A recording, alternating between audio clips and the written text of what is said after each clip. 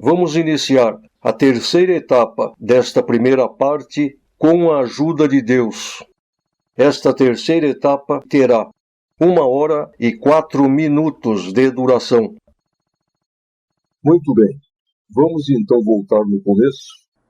Os irmãos lembram que teve um grupo que nós falamos que iríamos deixar para falar depois, que é justamente o primeiro grupo, traidores não declarados.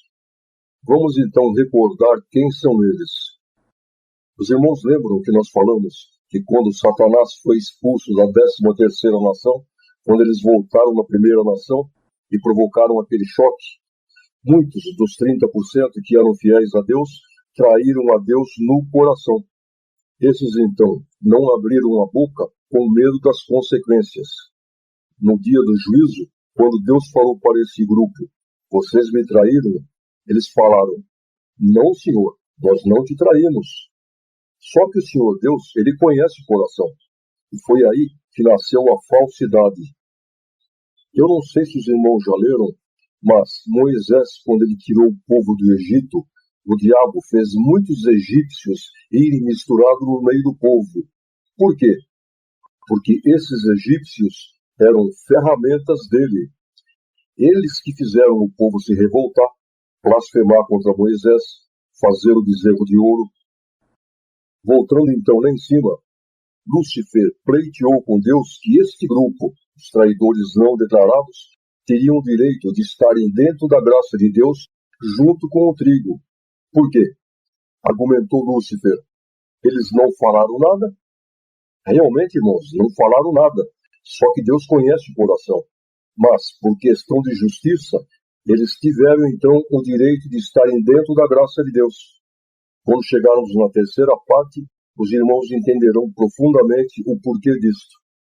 Então, esse grupo de traidores não declarados é justamente o joio que está dentro da graça de Deus.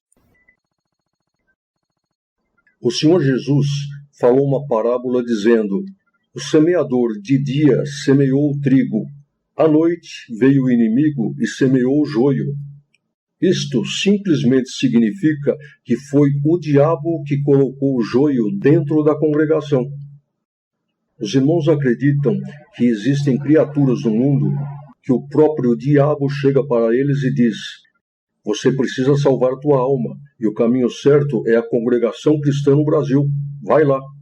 E aí a pessoa vai, começa a congregar, e se por acaso ela não quer batizar, o próprio diabo fala para ela: você tem que batizar, senão você vai para o inferno. Conclusão: a pessoa se batiza, passou um tempo, peca. Aí ela virou uma ferramenta na mão do diabo. E o próprio diabo faz questão que ela continue dentro da igreja. Se ela achar que não tem condições, que Deus não irá perdoá-la e quiser ir embora, o próprio diabo fala para ela: não, fica aí, Deus vai te perdoar. Se para segurar ela dentro da igreja for necessário, o próprio diabo dá a promessa para ela. Eu já vi.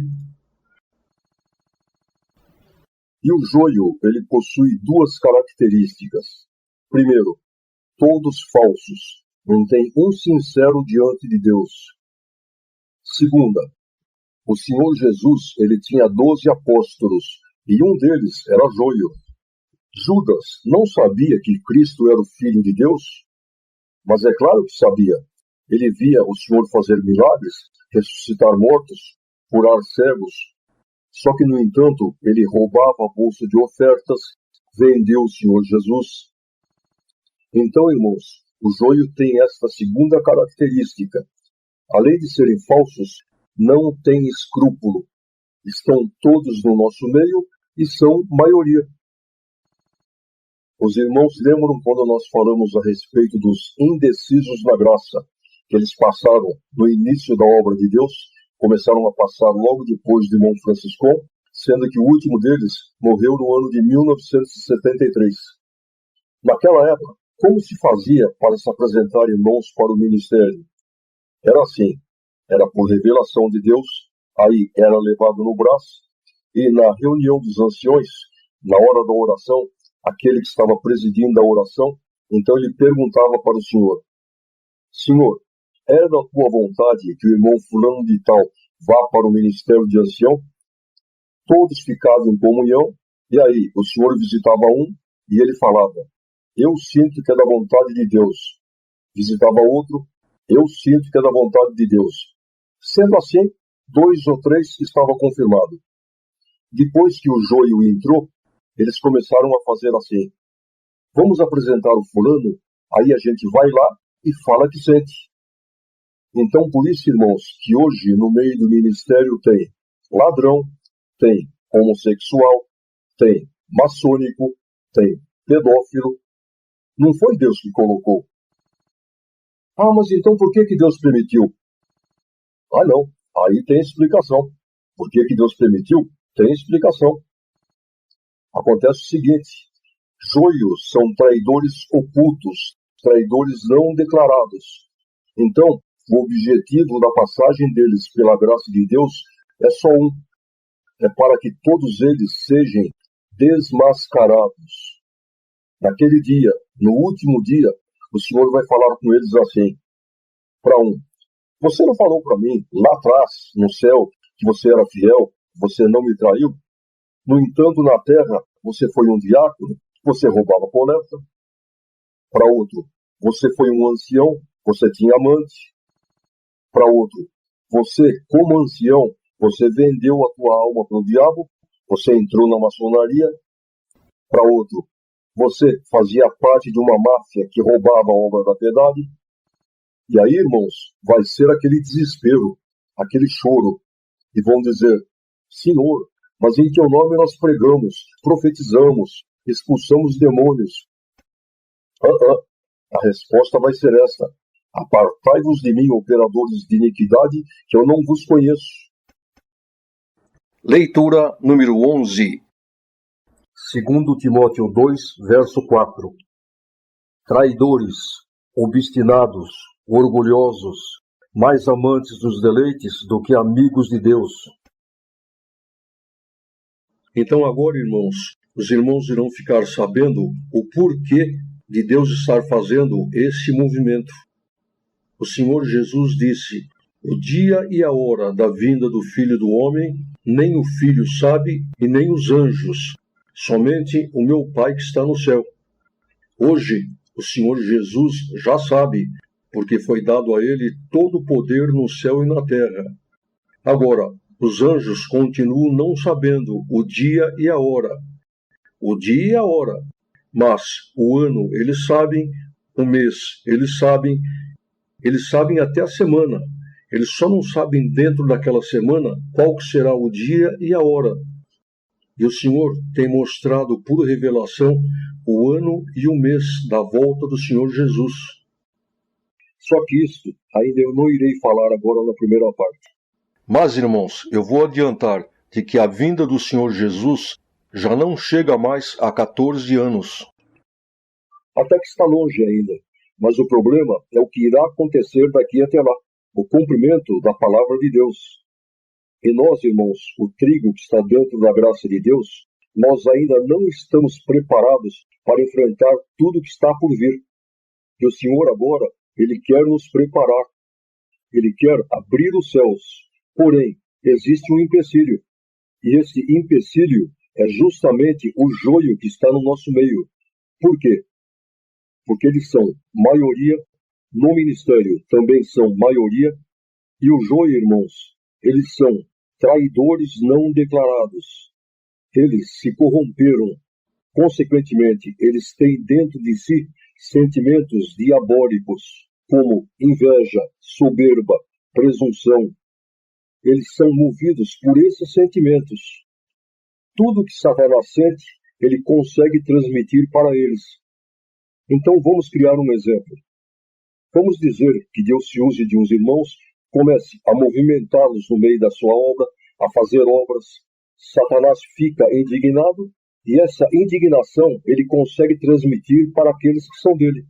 Como? Ele chega nos seus ouvidos, começa a falar com eles, já desperta neles maus sentimentos, e sendo assim, eles, mesmo nem sabendo do que se trata, nem tendo noção do que o Senhor está operando, já se levantam contra. O joio é assim que eles agem. Por exemplo, o Senhor falou para nós que todo esse conhecimento, essa ciência, é um mel que atrai as abelhas e repele os insetos. O inseto nem sabe do que se trata, já se levanta contra. Por quê? Porque o joio é movido por sentimentos diabólicos.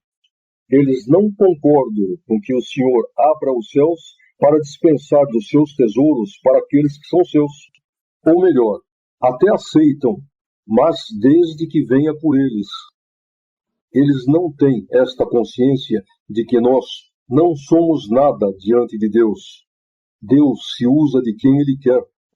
Eles impedem o crescimento do trigo. No passado, no tempo do povo judeu, existia a Arca do Concerto, a qual era somente um símbolo do concerto que Deus fez com os homens. E mesmo ela sendo simplesmente um símbolo, Deus proibiu que alguém colocasse a mão na arca. E um dia ela estava sendo transportada e pareceu que ela ia virar. Só, irmãos, que de maneira nenhuma Deus iria permitir que isso acontecesse. Mas um daqueles homens vacilou na fé e quando achou que ela ia virar, já levou a mão e colocou na arca. O que aconteceu? Na hora ele foi fulminado, caiu morto. Hoje a arca de Deus é espiritual, é a sua graça. Está escrito que uma alma para Deus, ela vale mais que o mundo inteiro. Então, os irmãos imaginem o valor que tem para Deus esta arca. São milhares de almas que pertencem a Ele. E se naquela arca do passado, que era simplesmente um símbolo, uma peça feita de madeira, já era proibido por Deus que alguém encostasse a sua mão nela, então agora os irmãos imaginem nesta arca, que é a sua obra. Só que é o seguinte, irmãos, está escrito que o homem tem liberdade de fazer o que ele quiser, porém, ele irá responder pelos seus atos. Naquele tempo em que os indecisos da graça estavam passando pela obra de Deus, o Senhor sempre falava com o ministério: não ponham a mão na minha obra. No passado, quem encostasse a mão naquela arca morria a carne. Hoje, quem encostar a mão nessa arca morre a alma. Só que para que o joio seja desmascarado, o Senhor deixou eles livres, e o resultado está aí. Se apossaram da obra de Deus, não buscam mais a guia de Deus para nada, fazem e desfazem, movidos por sentimentos diabólicos, levantam-se contra tudo o que é de Deus. Enfim, tomaram conta da arca, e o Senhor foi deixando. Só que agora chegou a hora da limpeza na obra de Deus. Quando nós chegarmos na terceira parte, nós iremos falar profundamente sobre como o Senhor já está fazendo a limpeza na sua obra e também como ela irá terminar. Então agora, irmãos, vamos mostrar na Bíblia mais provas de que tudo isso é de Deus. No início, nós falamos que a ciência, os tesouros de Deus, não é um capítulo que a gente pega e lê. Eles estão espalhados na Bíblia. Leitura número 12. Isaías 28, verso 9 ao 10. A quem, pois, se ensinaria a ciência, e a quem se daria a entender o que se ouviu?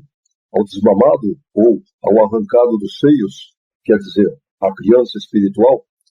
Porque é mandamento sobre mandamento, mandamento sobre mandamento, regra sobre regra, um pouquinho aqui, um pouquinho ali. Então agora, irmãos, vamos ver na Bíblia mais algumas provas de que nós já moramos no céu. Leitura número 13. Hebreus 11, verso 13 ao 15. Prestem atenção. Todos estes morreram na fé, sem terem recebido as promessas, mas vendo-as de longe e crendo-as e abraçando-as, confessaram que eram estrangeiros e peregrinos na terra. Porque os que isto dizem claramente mostram que buscam uma pátria. E se na verdade se lembrassem daquela da onde haviam saído, teriam oportunidade de tornar. Está claro? Leitura número 14. Romanos 9, verso 11 ao 14. Aqui refere-se a Rebeca, quando ela estava grávida de gêmeos, Jacó e Esaú. Por quê? Não tendo eles ainda nascido, nem tendo feito bem ou mal, para que o propósito de Deus, segundo a eleição, ficasse firme, foi dito a ela: o maior servirá ao menor. Como está escrito: amei Jacó e aborreci Esaú. Que diremos, pois? Que há injustiça da parte de Deus? De maneira nenhuma. Isso, irmãos, significa que se ela tivesse no ventre 2 espíritos 0 quilômetro, Deus não iria dizer: amei um e aborreci o outro. Mesmo porque seria uma injustiça da parte de Deus. É porque ali já tinha um fiel e um traidor do céu. Está claro? Leitura número 15. Ezequiel 28, verso 11 ao 19. No título está escrito assim: profecia contra o rei de Tiro. Acontece o seguinte, irmãos. Esse homem, esse rei de Tiro, ele era endemoniado, era endiabrado. E quando essa profecia veio para ele, não foi para o homem, foi para o diabo que estava dentro dele. E ela começa assim: veio a mim a palavra do Senhor, dizendo: filho do homem, levanta uma lamentação sobre o rei de Tiro e diz-lhe, já falando com o diabo: assim diz o Senhor Jeová: tu és o aferidor da medida, cheio de sabedoria e perfeito em formosura. Estavas no Éden, jardim de Deus, lá em cima. Toda a pedra preciosa era a tua cobertura: a sardônia, o topázio, o diamante, a turquesa, o ônix, o jaspe, a safira, o carbúnculo, a esmeralda e o ouro. A obra dos teus tambores e dos teus pífaros estavam em ti. No dia em que foste criado, foram preparados. Isto significa que ele era da orquestra. Verso 14. Tu eras querubim ungido para proteger, e te estabeleci. No monte santo de Deus estavas, e no meio das pedras afogueadas andavas. Perfeito eram os teus caminhos, desde o dia em que foste criado, até que se achou iniquidade em ti. Na multiplicação do teu comércio, se encheu o teu interior de violência, e pecaste, pelo que te lançarei profano fora do monte de Deus, e te farei perecer, ó querubim protetor, entre pedras afogueadas. Um detalhe, irmãos. Quando veio esta profecia, ela falava: te lançarei profano fora do monte de Deus. Era futuro. Ele ainda não tinha sido lançado. Continuando, verso 17. Elevou-se o teu coração por causa da tua formosura. Corrompeste a tua sabedoria por causa do teu resplendor. Por terra te lancei, diante dos reis te pus, para que olhem para ti. Pela multidão das tuas iniquidades, pela injustiça do teu comércio, profanaste os teus santuários. Eu, pois, fiz sair do meio de ti um fogo que te consumiu a ti, e te tornei em cinza sobre a terra aos olhos de todos os que te veem. Todos os que te conhecem entre os povos estão espantados de ti. Em grande espanto te tornaste, e nunca mais serás para sempre. Isto, irmãos, significa que o céu é tão grande que nem todos conheciam ele, mas aqueles que o conheciam se espantaram de ver naquilo que ele se tornou. E este fogo que Deus fala que colocou dentro dele é o seguinte: não foi porque ele aprontou tudo isso que ele se tornou totalmente mau, mas depois a certeza da condenação eterna. Isto foi um fogo dentro dele, um tormento que consumiu tudo que ele tinha de bom. Acabou se transformando em um demônio. Então agora, irmãos, vamos ver o que a Bíblia fala a respeito daqueles que serão julgados pela lei do bem e do mal. Leitura número 16. Romanos 2, verso 12. Porque todos os que sem lei pecaram, sem lei também perecerão. E todos os que sob a lei pecaram, pela lei serão julgados. Está claro? Então agora, irmãos, vamos ver o que a palavra fala a respeito dos traidores bons. Leitura número 17. João 12, verso 37 ao 40.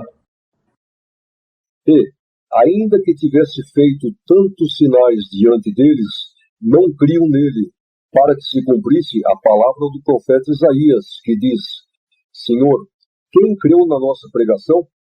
E a quem foi revelado o braço do Senhor? Por isso não podiam crer, pelo que Isaías disse outra vez: cegou-lhes os olhos e endureceu-lhes o coração, a fim de que não vejam com os olhos e compreendam no coração, e se convertam e eu os cure. Os irmãos estão vendo? Então agora, irmãos, vamos ver o que a Bíblia fala sobre os indecisos. Leitura número 18. Deuteronômio 30, verso 19. Os céus e a terra tornam hoje por testemunhas contra ti, que te tenho proposto a vida e a morte, a benção e a maldição. Escolhe, pois, a vida, para que vivas, tu e a tua semente. A palavra terra, ela possui 3 sentidos. Primeiro sentido é o planeta Terra. Segundo sentido, significa um lugar de habitação. Então, por exemplo, uma pessoa lá do Ceará muda-se para São Paulo, depois ele fala assim: eu vou voltar para a minha terra. E tem um terceiro sentido. Muitas vezes, quando a palavra de Deus fala terra, ele está se referindo a nós, os seres humanos. Nós somos considerados terra diante de Deus. Leitura número 19. Provérbios 2, verso 22. Porque os ímpios serão arrancados da terra, e os aleivosos serão dela exterminados. Os irmãos vejam que aqui não está se referindo a esta terra. Por quê? Porque desta terra todos serão exterminados. Ninguém ficará aqui para semente, tanto justo como ímpio. Aqui está se referindo aos homens ímpios que serão arrancados da terra, ou seja, arrancados do seu lugar de habitação, que é no céu. Leitura número 20. Vamos ler então aqui em Salmos 37, verso 9 ao 11. Porque os malfeitores serão desarraigados, mas aqueles que esperam no Senhor herdarão a terra. Pois ainda um pouco, e o ímpio não existirá. Olharás para o seu lugar e não aparecerá. Mas os mansos herdarão a terra e se deleitarão na abundância da paz. Os irmãos estão vendo? A nossa passagem aqui por esta terra é uma passagem muito curta. E nesses salmos está dizendo que os mansos herdarão a terra prometida, o céu. E esses que aqui são ímpios, lá no céu, nós olharemos para o seu lugar e não o veremos mais. Então agora, irmãos, vamos ver o que a palavra fala a respeito dos 144 mil. Leitura número 21. Os irmãos podem ver aqui em Apocalipse 7, verso 4 ao 8. Eu ouvi o número dos assinalados, e eram 144 mil assinalados, de todas as tribos dos filhos de Israel. E aí fala, da tribo de Judá haviam 12 mil assinalados, da tribo de Ruben 12 mil, da tribo de Gade 12 mil, e assim por diante, 12 mil em cada tribo. Está claro? Os irmãos entenderam o mistério dos 144 mil? Então agora, irmãos, vamos ver o que a Bíblia fala a respeito da única reencarnação que existiu. Elias foi arrebatado ao céu e anos depois Malaquias fez esta profecia. Leitura número 22. Malaquias 4, verso 5. Eis que eu vos envio o profeta Elias, antes que venha o dia grande e terrível do Senhor. Lá na frente, o Senhor Jesus falando de João Batista, olha o que ele falou. Leitura número 23. Mateus 11, verso 11 ao 14. Em verdade vos digo que entre os que de mulher têm nascido, não apareceu algum maior do que João Batista, e foi falando dele. Verso 13. Porque todos os profetas e a lei profetizaram até João, e se quereis dar crédito, é este o Elias que havia de vir. Leitura número 24. Mateus 17, verso 10 ao 13. E os seus discípulos o interrogaram, dizendo: Por que dizem os escribas que é mister que Elias venha primeiro? E Jesus, respondendo-lhe, disse-lhes: Em verdade, Elias virá primeiro, e restaurará todas as coisas.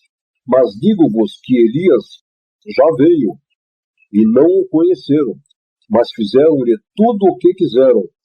Assim farão eles também padecer o Filho do Homem. Então, entenderam os discípulos que lhes falara de João Batista. Se os irmãos perguntarem aos irmãos de ministério o porquê que não se pode comer sangue de animal, com certeza a resposta que eles irão dar será a seguinte: não, porque o sangue é a vida do animal. Tudo bem, mas o motivo não é bem este.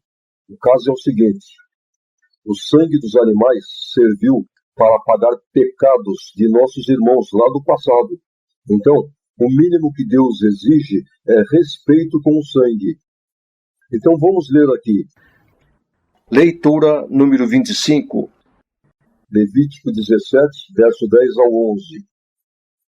E qualquer homem da casa de Israel e dos estrangeiros que peregrinarem entre eles, que comer algum sangue, contra aquela alma que comer sangue, eu porei a minha face e a extirparei do meio do povo, porque a alma da carne está no sangue, pelo que vô-lo tenho dado sobre o altar para fazer expiação pelas vossas almas, porquanto é o sangue que fará expiação pela alma.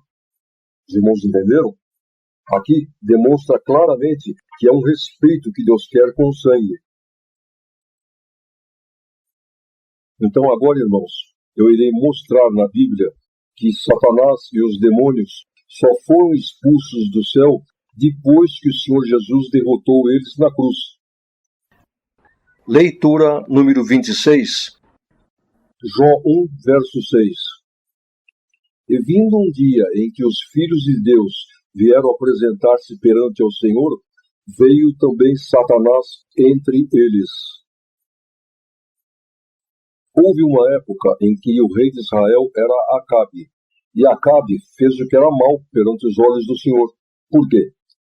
Casou-se com Jezabel, deixou que fosse introduzida a idolatria no meio do povo, e nesta época a tribo de Judá se separou de Israel e virou uma nação. E o rei de Judá era Josafá. E aconteceu que Israel, em uma guerra contra a Síria, acabou perdendo uma cidade chamada Ramote de Gileade. E Acabe tinha em seu coração de reconquistar essa cidade. Um dia, Josafá foi visitá-lo. Ele aproveitou e propôs para ele que ambos entrassem juntos nessa guerra. Foi então que Josafá disse: Então, mande vir os profetas do Senhor, vamos ver o que o Senhor tem a dizer sobre isso. Passaram, irmãos, 400 profetas, e todos profetizaram assim: Podem ir, que o Senhor é convosco e vocês vencerão. A vitória é de vocês. Enfim, os 400 profetas profetizaram desta maneira. Foi então que Josafá, meio desconfiado, perguntou para Acabe: Mas não tem mais nenhum outro profeta?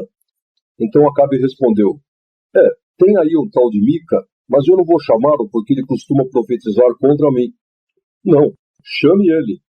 Então, irmãos, olhem só o que Mica profetizou. Leitura número 27. 1 Reis 22, verso 19 ao 22. Então disse ele: Ouve, pois, a palavra do Senhor. Vi ao Senhor assentado sobre o seu trono, e todo o exército do céu estava junto a ele, a sua mão direita e a sua esquerda. E disse o Senhor: Quem induzirá Acabe a que suba e caia em Ramote de Gileade? E um dizia dessa maneira, e outro dizia de outra. Então saiu um espírito e se apresentou diante do Senhor, e disse: Eu o induzirei. Então o Senhor lhe disse: Com que? E disse ele: Eu sairei e serei um espírito de mentira na boca de todos os seus profetas. E ele disse: Tu o induzirás e ainda prevalecerás. Sai e faze assim. Conclusão: ninguém creu em Mica e creram nos 400 profetas. Foram para a guerra e Acabe morreu. Mas isso, irmãos, é só para mostrar que eles ainda estavam lá em cima.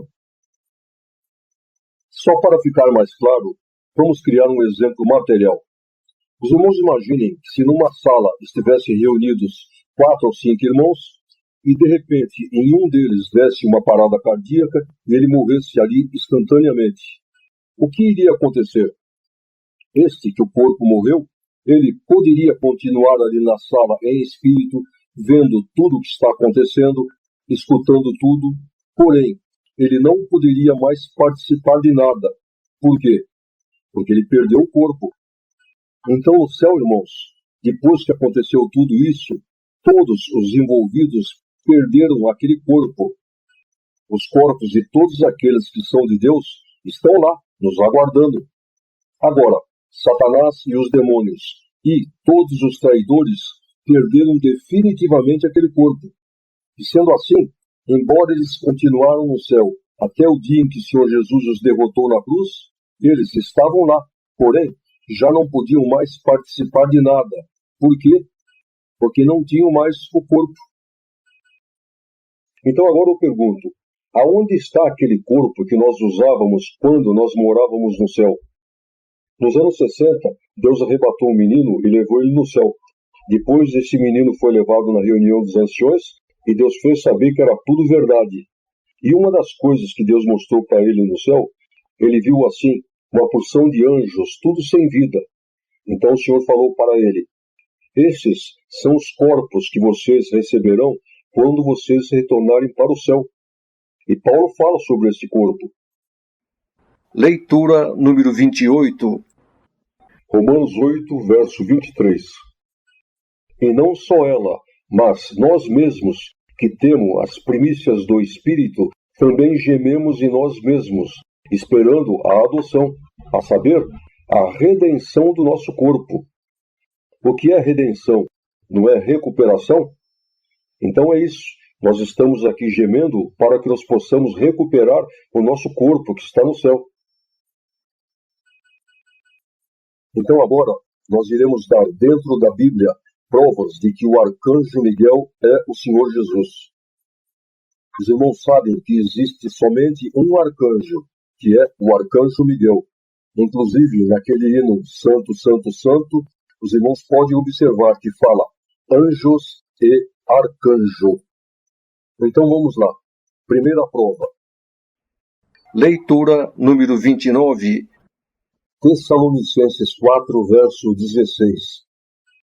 Porque o mesmo Senhor descerá do céu com um alarido e com voz de arcanjo, e com a trombeta de Deus, e os que morreram em Cristo ressuscitarão primeiro. Leitura número 30. Daniel 12, verso 1. E naquele tempo se levantará Miguel, o grande príncipe, que se levantará a favor dos filhos do teu povo, e haverá um tempo de angústia, qual nunca houve, desde que houve nação até aquele tempo. Então agora os irmãos vejam quando os apóstolos indagaram o Senhor Jesus a respeito deste tempo de angústia, que nunca houve e nem haverá. Leitura número 31. Mateus 24, verso 3. E, estando ele sentado no Monte das Oliveiras, chegaram-se a ele os seus discípulos em particular, dizendo: Declara-nos quando serão essas coisas, e que sinal haverá da tua vinda e do fim do mundo. Então o Senhor Jesus respondeu. Leitura número 32.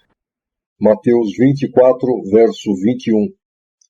Porque haverá então grande tribulação, como nunca houve desde o princípio do mundo até agora, nem tampouco há de haver. Os irmãos entenderam? O Senhor Jesus se referiu a esse tempo de angústia, igual ao que está escrito em 12 de Daniel, referindo-se ao arcanjo Miguel que se levantará a favor dos filhos do teu povo. Está claro? Existem irmãos que não creem que o arcanjo Miguel e o Senhor Jesus são a mesma pessoa. Então, irmãos, aconteceu que um desses irmãos, o qual não creu nas revelações dos mistérios de Deus, e aí ele disse: então, se é assim, quando nós orarmos a Deus, vamos orar em nome do arcanjo Miguel e não em nome do Senhor Jesus. Ora, vejamos bem. Vamos pegar, por exemplo, o caso de Elias. Elias no céu era um anjo e este anjo, logicamente, tinha um nome. Quando ele nasceu aqui nesta terra, quando ele saiu daquele corpo celeste e entrou em um corpo humano, um corpo de carne, ele também ganhou um novo nome. No caso, foi Elias. Muito bem. Nós sabemos que Elias foi transladado, o Senhor o levou de volta para o céu e, anos depois, ele retornou a esta terra, porém em um outro corpo. E aí então, ele ganhou um novo nome, o qual foi João Batista. Agora, com o arcanjo Miguel, foi a mesma coisa. Por quê? Porque quando ele deixou aquele corpo celeste, aquele corpo que ele usava no céu, quando ele entrou em um corpo humano, ele também ganhou um novo nome, o qual passou a ser Jesus Cristo. Agora, depois que o Senhor Jesus terminou a sua missão aqui nesta terra, ele voltou para o céu, recuperou aquele corpo celeste que ele tinha, porém, continuou usando o mesmo nome aqui da terra, Jesus Cristo. Diz no Apocalipse que, quando tudo aqui nesta terra estiver terminado, quando nós já estivermos no céu, está escrito que o Senhor Jesus novamente mudará o seu nome. Então os irmãos vejam, quem mandou com que nós orássemos a Deus em seu nome não foi o arcanjo Miguel, foi o Senhor Jesus. Porque quando ele deu esta ordenança, ele estava aqui na terra e o seu nome era Jesus Cristo. Se por acaso ele tivesse dado essa ordenança antes dele vir até esta terra, quando ele ainda era o arcanjo Miguel, então aí sim, nós iríamos orar a Deus em nome do arcanjo Miguel. Só que não foi isso que aconteceu. Nós recebemos este mandamento do Senhor Jesus. E sendo assim, nós temos então que orar em nome do Senhor Jesus. Está claro? Muito bem. Em 1904, o irmão Franciscon estava reunido com os irmãos e foram orar a Deus. E aí o Senhor os visitou e eles começaram a manifestar em línguas. E tinha um no meio deles que tinha o dom de interpretação. E sendo assim, no início da obra de Deus aqui no Brasil, os irmãos anciães acharam por bem de escrevê-las todas, formando um livrinho, o qual se chama Mensagens, sendo que este livrinho está disponível para a Irmandade. Leitura número 33. Vamos ler no livrinho de mensagens do irmão Franciscon, na página 60. Se obedecerdes a minha voz, eu vos abrirei os tesouros, escondidos por muitas gerações. Sereis grandemente maravilhados e vossos corações transbordarão de alegria. Sim, eu abrirei as janelas dos céus e vereis então além do véu. Leitura número 34. Eu permitirei que riam de vós. Vós não deveis ser honrados pelos homens. Eu vos honrarei. Chamar-vos-ão de loucos por minha causa, mas eu vos confessarei perante o meu Pai. Sobre vós cuspirão, e com desprezo os homens sacudirão a cabeça. Estareis aos meus pés, e aí na minha presença ouvireis os mistérios do céu. Aí vos revelarei os meus segredos. Então o vosso coração será como uma chama ardente. Os irmãos entenderam? Então, irmãos, isso é a explicação para tudo o que está acontecendo hoje.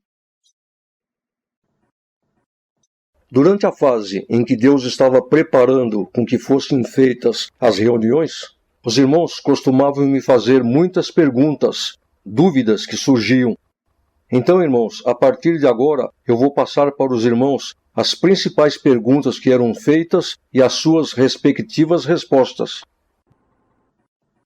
Teve irmãos que em reuniões me perguntaram: Irmão, mas em que estágio da gravidez é que o espírito entra no corpo? Um dia eu estava em comunhão com Deus e de repente o Senhor ligou a minha lembrança e eu me lembrei do céu. Isso, irmãos, não foi imaginação. Eu me lembrei, assim como neste momento eu estou me lembrando do último culto em que eu congreguei. E aí, irmãos, eu lembrei de quando eu estava no céu e uma voz muito meiga e mansa falou comigo: vai, que chegou a hora. Mas essa voz falou assim no sentido de: vai que eu estou contigo. Aí, irmãos, eu me vi no espaço descendo, de repente eu já estava aqui na terra, e aí então eu acabei entrando dentro de um prédio. Quando eu olhei, tinha uma mulher deitada numa maca com aquela barriga grande. Foi então que eu fui e entrei dentro da barriga dela. A partir deste momento, apagou. Eu não lembro mais de nada. Então, irmãos, com isso, o Senhor me mostrou que o Espírito entra na hora do parto. Então, agora, os irmãos vejam uma curiosidade que o Senhor mostrou. Materialmente falando, o computador é um banco de dados.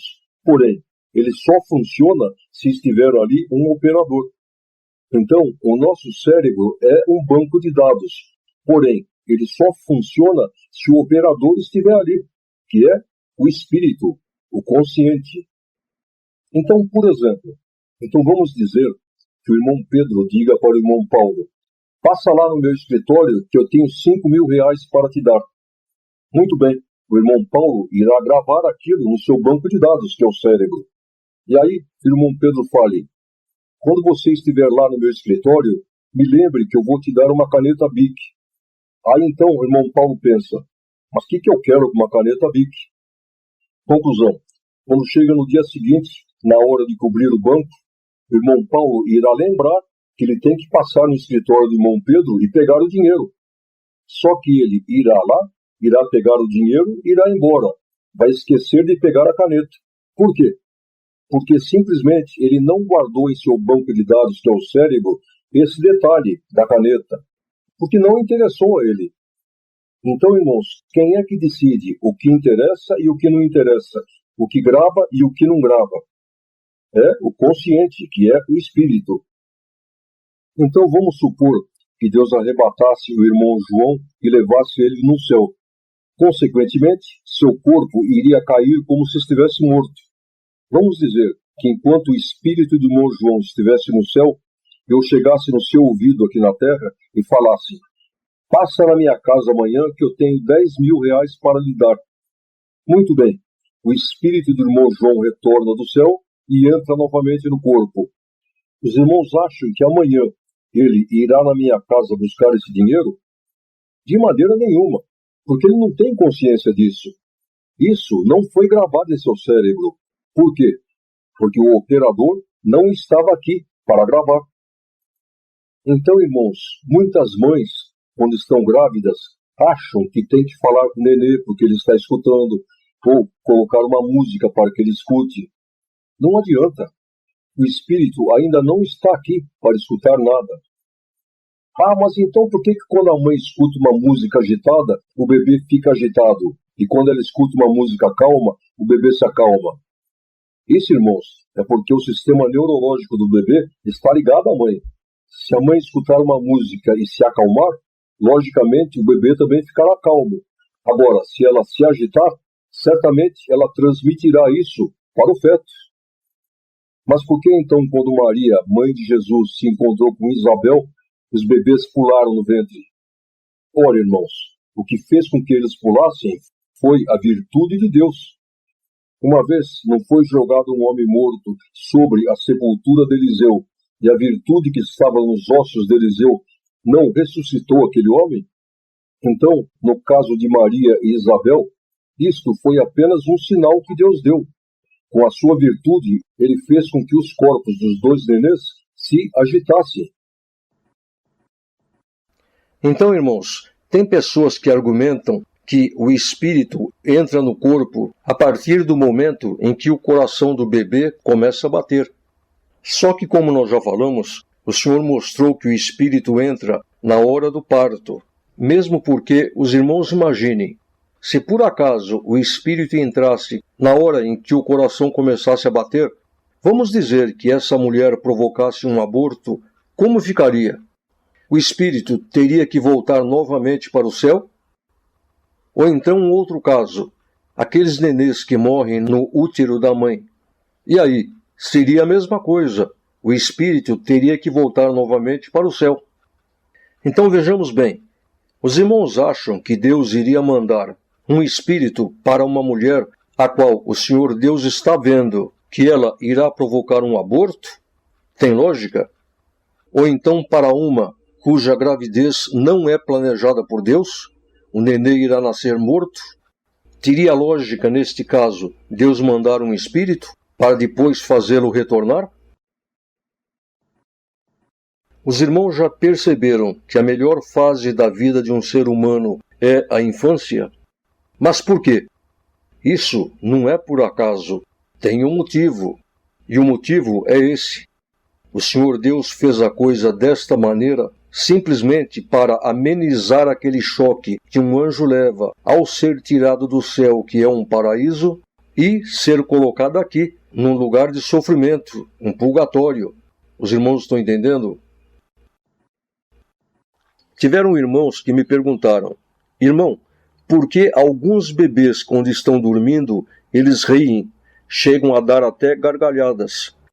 Eu consultei ao Senhor sobre isso, e o Senhor disse que isso acontece porque de vez em quando Ele faz com que os nenês sintam na alma um pouquinho daquele gozo, o qual os anjos sentem no céu. Por isso que eles riem. Só que isso, irmãos, o Senhor falou que não é para todos os nenês. É só para aqueles cujos espíritos pertencem a Deus. Com aquelas crianças, os quais possuem espírito de traidores, isso já não acontece. Muitos irmãos, nas reuniões, perguntavam se no céu nós teremos lembrança desta terra. Sim, irmãos, porque tudo o que acontece na nossa vida aqui está sendo gravado no cérebro e também na nossa memória espiritual. A partir do momento em que nós sairmos deste corpo, é ligada novamente à nossa memória espiritual. E aí nós lembraremos com perfeição tudo o que aconteceu nesta vida, desde que nós nascemos até o dia que nós partimos. Então, teve irmãos que me perguntou, mas irmão, se nós iremos lembrar desta terra, vamos imaginar que no caso de um casal, o marido foi e a esposa não. Ele não irá ficar triste? Não, irmãos, porque ele lembrará da sua esposa como ela era no céu, antes de ter vindo a esta terra, aquele anjo traidor, e não haverá mais sentimentos nenhum. É como uma pessoa, quando está doente, tem que passar por uma cirurgia, vai sofrer um pouquinho, mas depois, lá na frente, quando ela estiver boa, ela se lembrará dessa cirurgia sem sentimentos. Pelo contrário, ela se sentirá bem, se sentirá contente por estar agora com saúde, não é verdade? Um dia, um irmão me fez a seguinte pergunta. Irmão, e esses bandidos, assassinos, ladrões, os quais o Senhor chama na graça, mas e daí? Que tipo de espíritos são esses? Vejamos bem, irmãos, assim como existem muitas criaturas boas, as quais não pertencem a Deus, são traidores, aconteceu também, irmãos, que muitos que foram fiéis a Deus no céu são trigos legítimos, porém, ao nascerem aqui na terra, o diabo os direcionou para o mal, mesmo porque o homem, quando não tem Deus, ele fica vulnerável.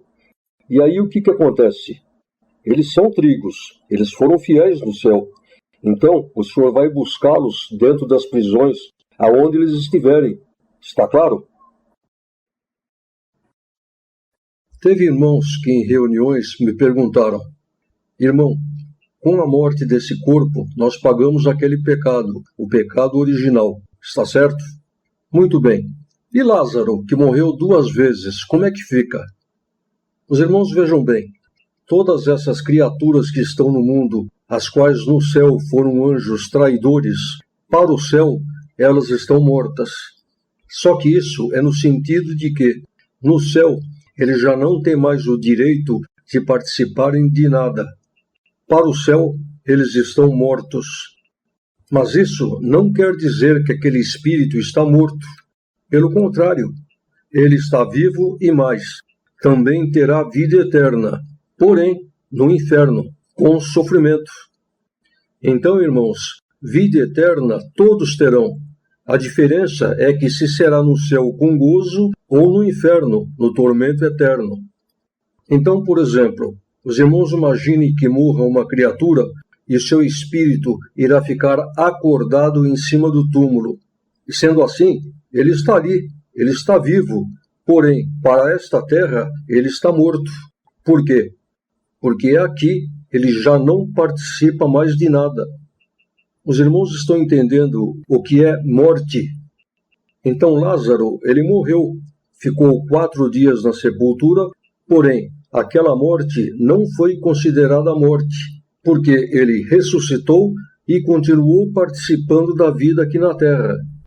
Esse tipo de morte não é considerada morte, portanto, não serve para pagar aquele pecado, o pecado original. Ficou claro? Teve um irmão que me fez a seguinte pergunta: Irmão, quando Deus começou a sua obra de criação, no início, ele já não previu que Lúcifer iria aprontar tudo isso?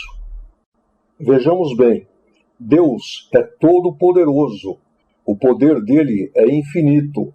Então agora eu pergunto, Deus teria o poder de criar uma esfera quadrada? Ora, irmãos, a lógica, o bom senso nos diz que uma coisa que é redonda, ela não pode ser ao mesmo tempo quadrada. Está certo? Se alguém continuar insistindo nessa história de esfera quadrada, ele estará partindo para o lado da loucura. E se tem uma coisa que Deus não faz, são loucuras. Então, irmãos, a lógica, o bom senso, a razão nos diz que um ser que é inteligente e que tenha o livre-arbítrio, torna-se impossível de se saber com precisão quais serão as suas atitudes. Vejamos um exemplo bíblico. O Senhor Deus queria testar a fidelidade de Abraão e o que ele fez? Mandou com que Abraão pegasse seu filho Isaque, fosse até a terra de Moriã e lá ele oferecesse o seu filho em holocausto. Por que o Senhor Deus fez isso? Porque ele queria testar a fidelidade e a fé de Abraão. Deus fez com que Abraão caminhasse 3 dias justamente para dar a ele tempo para que ele refletisse. Resumindo, Abraão subiu a montanha com seu filho e quando ele levantou o cutelo para imolá-lo, então o Senhor Deus usou-se do anjo e disse-lhe: Não estendas a tua mão sobre o moço, e não lhes faça nada, porquanto agora sei que temes a Deus, e não me negastes o teu filho, o teu único. Os irmãos estão entendendo? Muitos irmãos creem que quando o Senhor Jesus ressuscitou, ele já ressuscitou naquele corpo celeste que ele possui no céu. Então agora, irmãos, eu irei mostrar para os irmãos dentro da Bíblia que não foi isso que aconteceu. O Senhor Jesus ressuscitou naquele corpo de carne que ele tinha. Leitura número 35, Lucas 24, verso 36 ao 41. Aqui se refere a quando após a morte do Senhor Jesus, os discípulos encontravam-se reunidos e a portas fechadas. E falando eles dessas coisas, o mesmo Jesus apresentou-se no meio deles e disse-lhes: Paz seja convosco. E eles, atemorizados e espantados, cuidavam que viam algum espírito. E ele lhes disse: Por que estáis perturbados? E por que sobem tais pensamentos aos vossos corações? Vede as minhas mãos e os meus pés, que sou eu mesmo. Apalpai-me e vede, pois um espírito não tem carne e nem osso, como vedes que eu tenho. E dizendo isso, mostrou-lhes as mãos e os pés. Então agora, irmãos, uma coisa interessante. Por que existem ocasiões que, quando acontece alguma coisa, nós temos a sensação de que nós já sabíamos daquilo?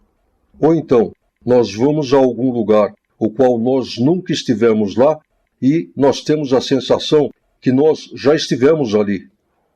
A explicação é o seguinte, irmãos. Nós, os filhos de Deus, quando estamos dormindo, muitas vezes o Senhor nos tira deste corpo, pode até nos levar no céu, fala conosco, nós conversamos com o Senhor. Só que tudo isso que acontece não está sendo gravado no cérebro. Por quê? Porque o Espírito não está ali para gravar. Então depois, quando nós levantamos de manhã, nós temos a sensação de que tudo aquilo foi um sonho. E por que isto acontece? Muitas vezes, os filhos de Deus têm no coração um intento de fazer alguma coisa a qual, perante o Senhor, não está certo. Então, o que o Senhor faz? Através deste processo, ou seja, de tirar-nos do corpo e conversar conosco em espírito, nós acabamos mudando a nossa intenção. Ou seja, nós passaremos a não querer fazer mais aquilo, porque agora estamos sabendo que aquilo está desagradando a Deus. E aí, irmãos, quando nós levantamos de manhã, nós não lembramos daquela conversa que nós tivemos com o Senhor. Por quê? Porque não ficou nada gravado em nosso cérebro. Porém, a intenção do nosso coração já mudou. Por quê? Porque através daquela conversa, o Senhor mudou o que estava em nosso coração. E isso, irmãos, é bíblico. Leitura número 36, Jó 33, verso 15 ao 18. Em sonho ou em visão da noite, quando cai o sono profundo sobre os homens, então abre os ouvidos dos homens e lhes sela a sua instrução, para apartar o homem do seu desígnio e esconder o homem da soberba, para desviar a sua alma da cova e a sua vida de passar pela espada. Ficou claro? Mesmo quando o Senhor Jesus arrebata uma pessoa e a leva no céu, tudo que ela vê e tudo que ela conversar no céu ficará gravado, porém, na sua memória espiritual. Só que aí, um detalhe. O Senhor só deixa com que a memória espiritual dê retorno daquilo que foi gravado somente sobre aquilo que Ele quer que a pessoa lembre aqui na terra. O demais fica gravado no espírito, porém, depois que a pessoa entrou no corpo, ela já não se lembra mais. Agora, irmãos, no caso das crianças, dos nenês, isso já não acontece. Por quê? Porque no caso, não haveria necessidade do Senhor Deus de precisar orientá-los sobre algum assunto. Está claro? Os irmãos imaginem um químico que trabalha no laboratório. Ele conhece tudo de química. Vamos dizer que cheguem para ele e digam assim: a partir de agora você vai dar aula na escola. Ele vai se preocupar. Ele vai dizer assim: espera aí, mas não é assim. Eu não posso chegar lá e jogar todo o meu conhecimento sobre os alunos. Tem que ter um método, tem que ter um roteiro. Em 2004, quando o Senhor mandou que eu começasse a abrir, eu também fiquei assim, porque é muita coisa. Então, irmãos, eu orei a Deus e com a luz de Deus, o Senhor deu de dividir tudo em 7 partes. Tudo isto que foi falado é somente a primeira parte. Eu costumava dizer nas reuniões que esta primeira parte é somente 10% do montante. E aí então um dia eu orando, o Senhor falou comigo que não é 10%, é 8% do montante. Então, irmãos, faltam ainda 92%.